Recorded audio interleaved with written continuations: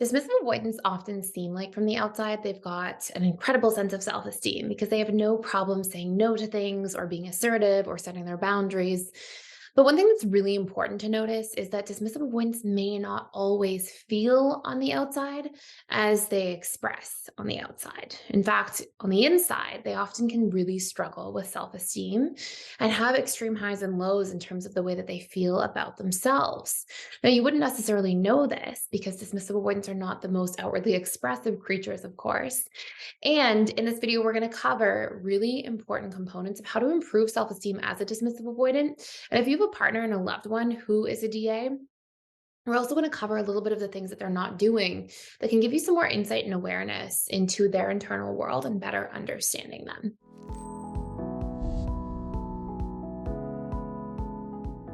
So, first and foremost, one of the most common things that dismissive avoidants do is they incessantly struggle with feelings of shame.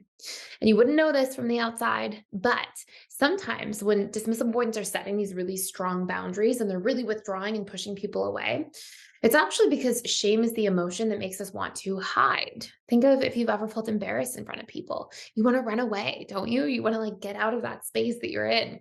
So, embarrassment, shame, these are emotions that dismissive avoidance will cope with by actually trying to push people away and create distance. Now, it's not the only reason that dismissive avoidance create that distance, just to be clear, but it can be a very, very common one. Dismissive avoidance as well, they grew up being neglected. And when children are neglected, they don't have the emotional awareness to say, oh, my parent is emotionally unavailable. They don't understand that yet. So what happens is the child's mind, the childhood mind in general, personalizes everything. So instead, the dismissive avoidant tends to personalize this. They tend to believe that something's wrong with me, that I'm being neglected. It must be something about me that's dysfunctional or defective. And then they bring this concept or idea about themselves out into the world. And the moment they make a mistake or they do something wrong or they feel confused about something or they don't have an answer to something, they very much easily self shame. And it has a massive impact on self esteem overall. The second really important thing for dismissive avoidance to work on is recognizing what your needs actually are. Dismissive avoidants tend to operate very much from their survival needs, meaning that they're really good at getting basic needs met for safety, survival, shelter, comfort, all of these things that make us feel like we're just going to be okay. But they're generally in this low level state of fight or flight all the time. And really, what I mean by that is sympathetic nervous system mode, which can express itself as being in fight, flight, freeze, or fawn, aka people pleasing mode. And for dismissive avoidance, you won't see them fawning very easily, but you will tend to see them in low levels of fight, flight, and freeze. And this will often express itself as is a sense of irritation, frustration. And when they're dealing with this low level anxiety, they sort of act that way. And because they often get stuck in this cycle for a very long period of time because they have a dysregulated nervous system, they're always in this sympathetic state versus parasympathetic rest and digest. I shouldn't say always because it's not always, but they spend a lot of their waking time there. They often seem irritated and frustrated and all these sorts of different dynamics. And when we're in sympathetic nervous system mode, we are not in a space of self actualizing. We are not in a space of introspecting. We're not in a space of more deeply trying to understand ourselves. And one of the problems with this is that dismissive avoidance, as a result of this, and as a result of being out of touch with their emotions and trying to repress those uncomfortable feelings, dismissive avoidance will often go through life ending up doing things they don't actually care about. The more out of alignment that we feel from our needs, the less good or confident we're going to feel in the relationship to ourselves. Let me give you an example. So I absolutely love what I do for a living, right? I get so excited. I get to do things around personal development, personal growth, emotional connection. There's a lot of freedom and flexibility in the way I get to do things. And I really am aligned with a lot of my needs in the work that I do. Now, if you took me and you put me in a totally different career where I wasn't around people, maybe I'm an accountant, for example. That's a great job. That's a great career for so many people. But for me personally, if I didn't have a sense of novelty, emotional connection, personal growth or personal development focus, human behavior learning, if I didn't have these dynamics in my daily life, I would probably sabotage things a lot more. I would be, at work, but I'd be like, oh, how can I connect with people or talk to people or learn about people? And I would have a hard time being focused and present. So the more we live out of alignment with our needs, the more we tend to self sabotage things. Because what's actually happening is that our conscious mind says, okay, I'm going to go to work and be an accountant. And our subconscious mind, which is really the one running the show, says, no, you're not. You're going to try to connect with people and focus on other things. And this friction that we have between our conscious mind intending something and our subconscious pulling us in a different direction is actually what self-sabotage and procrastination are. It's that we have a form of cognitive dissonance between our conscious and subconscious mind. And when we have cognitive resonance, because the things we intend at a conscious level to do, the tasks that we have to accomplish on a daily basis, is actually in alignment with what our subconscious prefers and wants and is driving us towards. The easier things are, the more frictionless things are, the better we feel, the more confident we feel. Because notice what happens when you sabotage things or procrastinate. You beat yourself up. And dismissive avoidance, guess what they do? They shame themselves.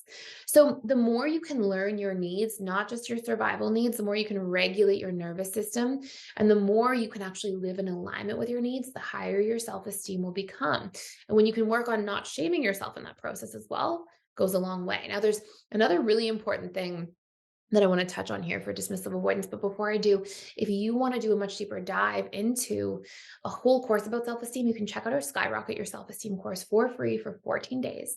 And we actually have our whole platform open and available to you just for the month of May, for 14 days for free straight. So you can check it out. You can gain a free trial to all of the courses at PDS, all of the 60 plus courses, plus all of the webinars. We have literally a daily webinar, either with myself for webinars a week, or with our trained facilitators, coaches, and you can have access to ask your personal questions. So you can come in on video, off video, you can type in the chat, whatever you prefer, but there's a daily event for you to get extra support, get your questions answered, and you have access to all of this for 14 days for free using the link below just for the month of May because it's Mental Health Month. So, the other really important thing dismissive avoidance can work on when it comes to self-esteem is to learn to accept your vulnerability and your emotions. The more you reject aspects of yourself, like think about this for a second. You're born as a human being, and what do? You eat, you sleep, you have thirst signals, you drink water or milk, right? You eat, sleep, drink, and you go to the bathroom and you feel emotions. And your emotions are a very inherent part of yourself, and they're actually guiding you towards what's right and wrong for you. They're actually there for you to take as feedback and listen to and pay attention to. But what ends up happening instead is if we say, okay, this part of me is defective, this part of me is weak, and it's vulnerable and it's wrong and it's defective and it's not good enough. The more we judge or shame inherent aspects of ourselves, of course, that has a massive impact directly on our self-worth and self-esteem. So a massive part of growth and learning and healing for dismissive avoidant attachment styles is, guess what? Learn to accept your emotions. Stop judging them. Stop shaming yourself for having them. Learn to listen to them and unpack the feedback that they're giving you, because they're going to guide you into the right direction for your life. And I don't mean act on your emotions. I don't mean when you're angry, yell at people. I mean, if you feel angry, listen. Why am I feeling angry? Try to understand. Oh, a boundary was violated, or oh, a need isn't being met that I have to express, or oh, I'm beating myself up for something and feeling frustrated. And then correct that root cause that's happening behind your emotion or beneath it.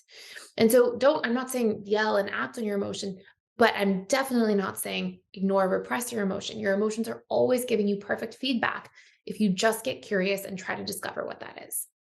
So there's a course for that too called the Emotional Mastery course inside PDS if you want to look at that one for free in the 14-day trial period.